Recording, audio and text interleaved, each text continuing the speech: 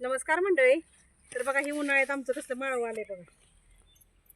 आता ह्याला बघा कोबीला आता पाणी पाजायचं आहे म्हणून भांगलून घ्यायची गडबड चालल्या.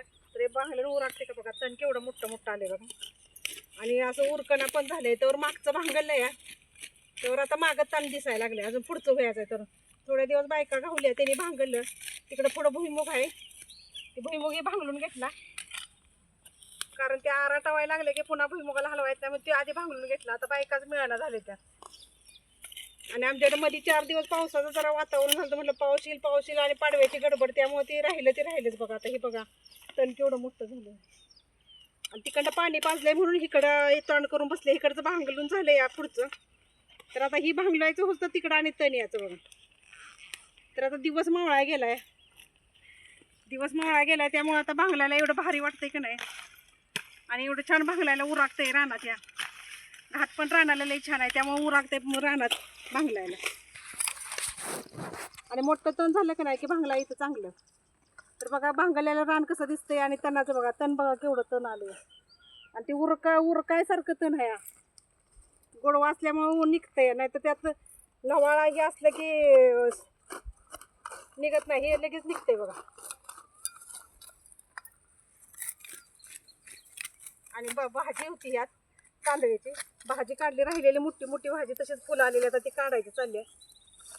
आता ते काढून टाकायचे, कारण तिचं बी पण झडतं लगेच त्यामुळं. आणि हे कसं व्हायचं, खडकाचं रान असल्यामुळे असं दगड खार खार खार खार खार होतं. आणि इकडं कडेला जरा लय त्रास होतो, त्यामुळं कडतच राहिलंय. मधलं झालंय सगळं, आतलं भांगलून सगळं झालं या. तिकडं कडतच राहिले बघा. आणि राहिलं की राहतच गेलं बघा. त्याला आज मुहूर्त लागलाय. आता किस्त होतं आणि किस्त नाही. त्यावर आता कडूस पडायचा टाईम झाला की जायला लागते गुरांची शेणं बिणं काढून आवरून. कारण आमच्या इथलं रानात लवकरच निघायला लागतं. इथं बिबट्याचं बी असल्यामुळं का नाही लवकर माणसं रानात ये जा करते, तवरच जायला लागते. गाडी असली तर मग गाडीवरून जायचं, नाहीतर मग चालत जायला 15 ते 20 मिनटं लागते ते तिथं माणसात जाऊ. तिथनं पुढं आमचं गाव राहतं या 20 मिनटाचं. असं 40 मिनटं लागते ते घरी जायला. याच्या खुडक्या कुठं घावलेल्या गोळा करून ठेवायच्या. तर पाण्यालाही लागते तेच. आणि त्या गॅसचा प्रॉब्लेम झाला आहे, त्यामुळे खुडक्याही लागते तेच. याचले त्या खुडक्या पण गडबडीत ऊस गेल्यामुळे पटकीना हे माळवं केले, त्यामुळे त्या राहिलेच असतात. भांगलत काय घावतील तेवढं इतकी.